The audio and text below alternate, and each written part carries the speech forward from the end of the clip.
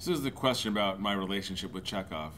You know, for people in the real world who go see theater, Shakespeare sort of sits up there as maybe the number one, the greatest playwright of all time. But if you work in the professional theater, if you're a theater person, Chekhov sits either right up below or maybe above. Chekhov is a kind of his own mountain.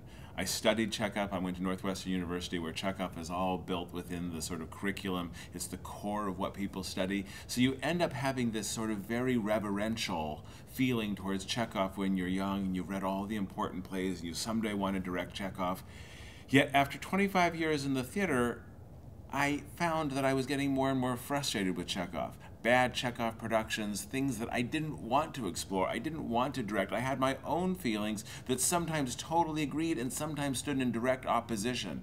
Yet there is something in the tonality of Chekhov, in the humanity, in the complexity, that makes you want to sort of relate to him and live in his world.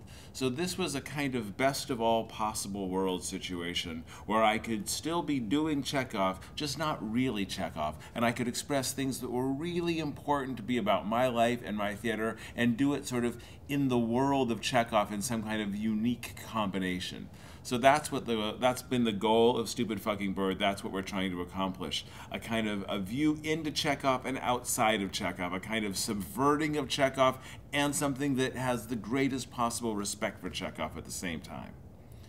So, if that's what I have to say, if you are interested in hearing more about, if you didn't hear it already, if you're interested in hearing more about how I first came up with this idea while here at Woolly Mammoth Theater, you can click on the thing there. If you want to hear more from Howard Shalwitz, the excellent artistic director of Woolly Mammoth, who's directing the production, you can click on the, the other thing.